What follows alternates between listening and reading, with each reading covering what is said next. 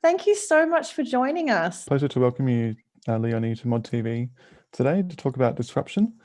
Do you mind starting off the interview by just telling us a bit more about your role at UniSA? Okay, so I came here 2007. I was invited to set up a health economics group, which I decided to actually turn into a health economics and social policy, because I was really interested in that whatever I do could potentially inform policy, because really that's the point, is to make a difference to people's lives at the end of the day through greater knowledge. And also I formed a view over the last few decades that what probably, as an economist, my interest is in well-being, even though often people think economists are about sort of dollars and cents, but actually it really is about well-being and how do we use society's resources to maximise well-being. And I actually formed a view that the most important contributor to well-being for most people is what happens in families. So what happens in their early lives. So that was really almost a view or belief. So I thought, let me do some more research around that. And that's really been driving my research, is to understand more about what happens in families, how that affects trajectories for children going forward and intergenerationally. And also understanding both the sort of at a theoretical level as well as an empirical level, and then what that means for policy translation, and trying to build a research team and sort of build a sort of staff capability, research capability in that space as well. Sounds like a really excellent, kind of methodology, or kind of a process for, doing your work. And do you mind telling us a bit about what in particular you're currently focusing on in that role? Okay, so a lot of it is around the causes of child abuse and neglect, and the consequences of child abuse and neglect, and looking at some of the strategies and programs that might both prevent child abuse and neglect and disrupt its sort of intergenerational transmissions, so that ultimately it becomes less common. I mean, what I think people don't, one of the first pieces we did was just even to look at how many people are impacted by child abuse and neglect. And it seems that in South Australia, something like 1 in 5 children will have some sort of report, a child maltreatment report, which suggests there's concerns for their safety or their well-being within their family setting. And something like 1 in 20 will have that substantiated. So there's sort of really strong evidence that their environment is not nurturing the way it really needs to be. So that was one of the first things we did. And then we're also looking at what are the consequences. So in a sense, if it doesn't impact anything, well, perhaps it's not so important. But we've been looking at things like what effect that have on schooling, on school participation, on school outcomes, what impact does it have on sort of hospitalisation, attendance at emergency department. And we've even been looking at things like early death. Does it increase the likelihood of early death? So that's part of it. And at the same time, we're sort of trying to understand, it's a very disturbing behaviour. Why does it happen? Where does it come from? Given that, if we start from a view that every parent loves their child and every child wants to be loved by their parent, where do things go wrong and why do they go wrong? So that's also, because in a sense, if you don't understand why things go wrong, we're never going to come up with the right answers. And I actually feel that's part of the problem today, is that we look at the behaviours and somehow rather call them bad and naughty and terrible, which they are, but not really understanding where they come from, and somehow rather almost assuming people are choosing to behave as they are, and it's just not true. People don't really want to be hurting their children, but they're coming from a very deeply disturbed space. Is a lot of what our learnings are about. And I've been working with a multidisciplinary team, so done some really powerful work with a child psychiatrist who's worked with these families for many, many years, work with epidemiologists, psychologists, so have a range of people contributing to this work, because really it's sort of multidisciplinary, both in understanding what's going on and also in terms of exploring the outcomes. Absolutely. So I imagine working in this field would have a lot of different challenges. What do you think is the most challenging aspect? Sort of interesting. I think part of it is there's been surprisingly little work done in this space that is built on actual big data sets. So one of the things we've done is pull together data on these sort of 600,000 or over 600,000 South Australians born since 1986, and pull together their entire child protection involvement history, education data, so from the sort of school census, from NAPLAN, so the national sort of learning outcomes, the Australian Early Development Census, hospital inpatient and emergency department records, death data, midwives data set. So, and we also put in an application to get Centrelink welfare benefit data, so who's on income support.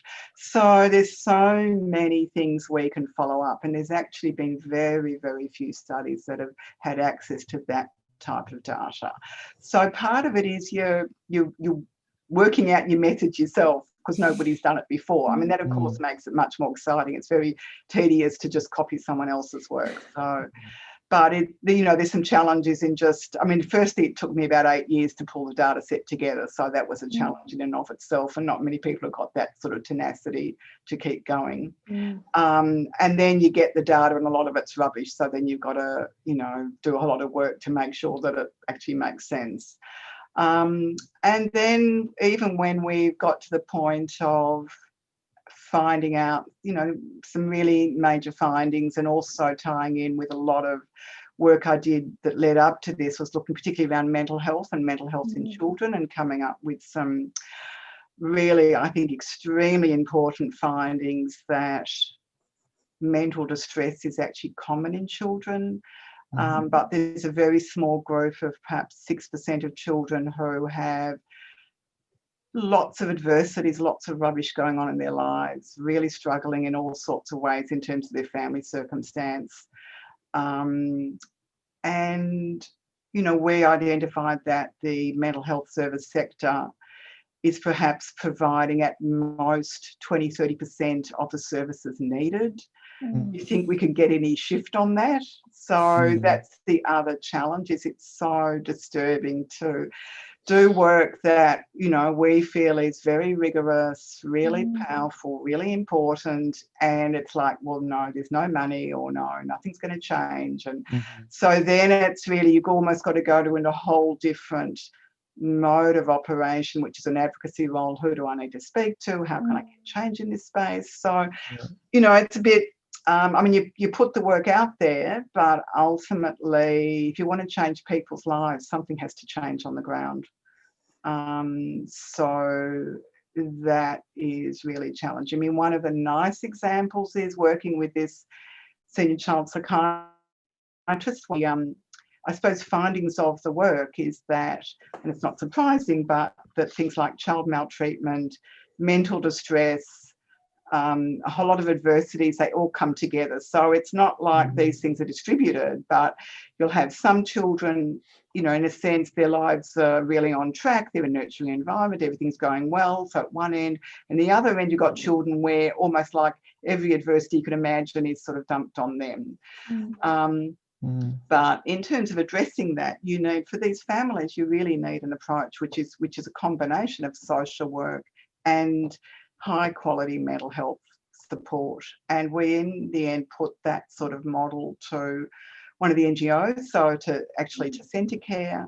They then employed this senior child psychiatrist, who then is working with them to support the social work teams to be able to combine that social work casework approach with a really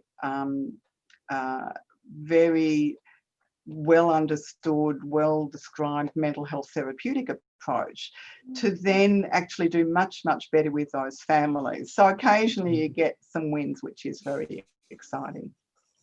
Yeah, I can imagine that would be incredibly rewarding, because just thinking about all the extensive research you're doing and then hoping to lead to policy change,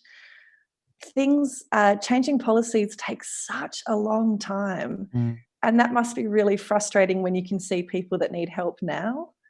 I think the other areas, so there's a few other areas that, been no success. So things like, I mean, South Australia has this wonderful set of early childhood centres, early learning centres around the state, which are wonderful, and people there are very committed to trying to disrupt intergenerational disadvantage, because that's the other thing that come out of our research. I just turned the phone off, I just realised.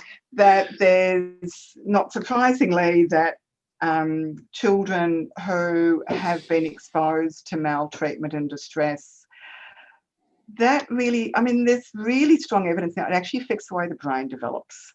And when you think about it, the brain is responsible for your behaviour and your thinking and your emotions. And in addition, if you're brought up in an environment where the very person who's meant to nurture you is the very person you're sort of scared witless of, or is going to shame you, it really distorts the way you understand relationship. And it's very hard for you to ever go into a trusting relationship. Everything is about, you become really hypervigilant, very alert to threat. And it's very hard to move out of those models, because actually when you were a child, that was protective. So if you're no longer in that situation, you don't suddenly move into a world where you think, oh, well, everybody is benign, because that's not your how you understood the world. So that's one of the things, is this sort of intergenerational transmission. So one of the things that we think is really important is, particularly with infants, with young children, if they're exposed to maltreatment, let's already then start working with families. Let's already then. And it's interesting, if you talk to any early childhood worker, they will tell you this 2-year-old is struggling, this 3-year-old is struggling, this 4-year-old, there's something not going on in that family. They know, and yet they might refer them to child protection, but it's really, really hard for them to get the service support they need. And you can't necessarily refer these families on, they won't necessarily go. But if every early childhood centre, if you had an occupational therapist who can work in a very, often a lot of their work is they understand how to work with traumatised families. If you get people who are really good in terms of developmental milestones and do really detailed developmental work, you can run parenting programs from these centres. If you had either sort of psychologists who are trained around trauma work with families. So if there were actually the level of service support that was needed, rather than have to refer anybody on, let's look after them then, so that they don't then develop into someone who's failing at school, who is involved in bullying, who gets onto drugs. So their brains actually become more and more compromised the whole way down, so that by the time you've then got an 18-year-old who's pregnant, or a 21-year-old who's involved in violence, and then somebody says, you need anger management. It's like, well, no, their life's actually been a train wreck. Let's help them sort of get off that. Let's help them heal. Let's help them go to a different space. And I think we do a lot of judging and shaming and blaming, and not a lot of actually as a community saying, well, where were we? Where were we, as a community, when actually this person was 2 or 3 or 4 or 5 and really struggling? Where were we to help? We weren't there. And particularly for boys, when you think about it, I mean, the early childhood sector, about, I think, less than 5% of workers are male, and they're often coming from single parent families where often it's a mother. Where are there males around who they can relate to, who perhaps understand them better? They're not there. And so we have a lot of gender equity programs, but you'll find 95%, well, in fact, as far as I know, all of them are about getting more women into sort of science and engineering and maths and stuff. I don't know of any sort of about helping men to get into early childhood or into social work. I mean, somebody turns up to, if a bloke, they're really struggling to find a male social worker. And a lot of social work environments are actually a bit radical feminist and often take a bit of a negative view to males. And it's not, people need to feel safe wherever they go, and often they don't.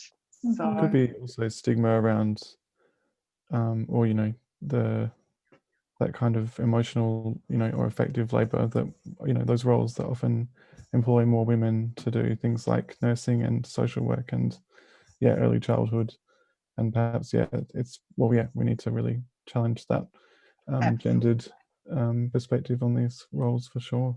Absolutely. What a positive thing it would be to see more men in those traditionally caring roles, and for young boys to see men being caring and gentle and playing.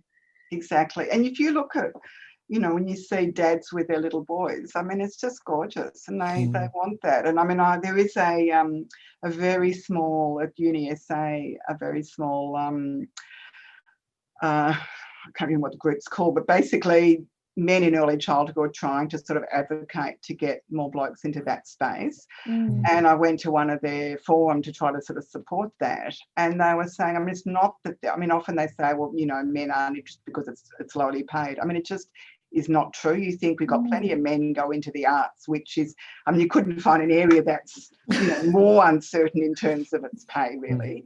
But often they feel ostracised, often they feel judged. It's actually quite a challenging space for blokes to go into, and yet I know a lot of them find it hugely rewarding if they can find a supportive environment to go into. I know in Canberra they've got a program with one of the early childhood centres working really hard to try to get a much more gender equity situation within the childhood centre. But there's a lot of pushback from parents. So there's quite a lot of work we need to do to make it a safe space for blokes to go into. But I think it's a really critical part of changing basically we know now that, men are more likely to commit suicide. They're not doing so well at school. I mean, I think we need to look at why, and as a community, are we doing enough to help that? And we look at the whole family violence rhetoric, even though, yes, in terms of intimate partner, women are more likely to be killed by blokes, but it's not to say that there isn't violence across the board, and particularly in terms of child maltreatment. In fact, the mother is more likely to be maltreating her child than the father. So, I think, this idea that somehow other violence is purely a male domain is just not true. So we need, whereas in fact we do know that a lot of violence, whether it's psychological or physical or sexual, does come out of histories of trauma where people are easily triggered, where they're not, where they're struggling in all sorts of ways. And also, as I said, where their brains are damaged. I mean, if somebody gets too many, with sort of drugs, or if they have too many head injuries, they don't behave in ways that are very safe often. So it's that. So how do we address those issues and not just blithely say it's a sort of a male-female thing? And apart from that, calling it a male-female thing doesn't leave you very many answers, really. I mean, where do we go with that? As a, if that's how we construct the problem, it's not a really good entree to a solution. Absolutely. So it's such a huge field, and there are so many contributing factors. But in the research you've been doing so far, what keeps emerging as the key issues, and what do you think we need to start changing first? So I suppose the key things that come up is that child maltreatment, every single thing we look at, the outcomes are so much worse for children with maltreatment history, whether it's absenteeism, whether it's hospitalisations, whether it's mortality. I mean, we're looking at well over 2.5 times death rates in children and in young adults, up to 3 or 4 times, depending on the sort of the maltreatment history. So the consequences are just actually really disturbing. I mean, much worse than almost anything else you can look at. So I think it's just the size of the impact is quite extraordinary. Yeah. And I think relative to how serious the problem is, then it just isn't getting the attention. And I think it really needs to be across the board. So we need to be looking at what are we doing in the early childhood space? What are we doing in terms of maternity care? Every single mother with a child maltreatment history should have access to a sort of midwifery support, to maternity support that really will help her go through, will help her bond with that child, that she can have access to that not just for 2 weeks afterwards, but for perhaps 6 months, and not just your standard infant home visiting, which is much more around, I suppose, a more concrete approach like, well, you know, how do you look after your child? But actually we need to address some of the trauma issues in the mother, which gets a bit in the way of her ability to look after the child. So we need to be doing a lot more therapeutic work. So it's really, how do we get therapeutic skills into these teams so that they actually can understand what's going on and come up. So I think there's a lot of training that needs to happen. I mean, I was involved in a grant with a senior midwife to do some sort of training around those issues for midwives. It was actually particularly for Aboriginal women, but it could apply to all women. So I think these things need to happen there. In primary schools, again, we have these lifestyle people that are meant to sort of be there to help with emotional and distress issues. But there's nowhere for them to refer to. Child and adolescent mental health services, you know, that budget hasn't grown in the last 20 years. So we don't have the trained clinicians to look after people. So, and as I said, the family violence space, let's talk about in a more, what's the word? Let's have sort of some compassion, and let's stop shaming people, and let's work out how do we. So I think there's a whole, almost a different paradigm. We need to understand things in a different way.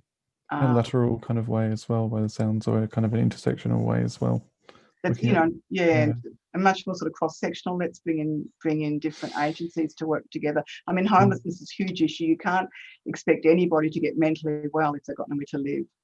Absolutely. Now, Leonie, we've had an audience question come through, and I was actually wondering about this too. So this audience member has asked, where does Leonie find hope in this area of research? Good question. I suppose that it's really, for me, it is partly this work I do with, say, the senior child psychiatrist who's now working with centre care. She's working with family reunification, and by using her, you know, really high-level therapeutic skills, working to train up social work staff to work in a very therapeutic way with families. I mean, they're finding success in being able to reunify families, to bring children and parents together, to help them to engage in ways which are much more nurturing and loving with each other. So I think, you know, any families that, you know, that you help, but I do think, I mean, the other thing is that we do know that, you know, brains can be healed, or the people can be healed. So I think it's knowing that. So it really is, I mean, I'm of the view that things could be turned around absolutely on its head in 20 years, easy, if only we took a more compassionate approach and worked much more seriously around healing, around providing therapeutic support that people need. Because they want it, I mean, who wouldn't want to be healed? You know, nobody wants to have an awful relationship between child and parent. It's not nice. So people, you know, if we give them an opportunity, people will be there. Yeah. Good answer. I'm glad someone asked that, because I was wondering, it must be doing this kind of research, you must have to do lots of things to kind of keep yourself safe and stay motivated to keep doing it, because it would be really confronting. But it's nice hearing that there are some really positive outcomes, and also being reminded that people can be healed and that people's brains can change. I must admit, I mean, I've been looking at in terms of the sort of early deaths, that's, when things go wrong, they just go so horribly wrong. Yeah. So that's, and I think part of it is, how do I get, the ear of, some sort of people who've got the purse, how do we actually get the dollars going where they need to go? And that, I suppose that's also my challenge as an economist. Somehow or other, I've got to be able to sell that story. But the other thing is, venues like this, I think part of it also is public groundswell, is to get understanding within the community, so that the community is saying, this is where we want resources to go, that we will vote for people who will put resources into these sorts of programs, that let's stop trashing people who are disadvantaged and actually saying, no, they need our help, they don't need our punishment. So I think it's also I think it's also for the community to start leading some of this as well. Yeah, and hopefully people watching this interview today are, sharing some of these feelings and thoughts, and maybe feeling, empowered in some way to continue this kind of discussion in their communities and families and workplaces and all that. So that's really good.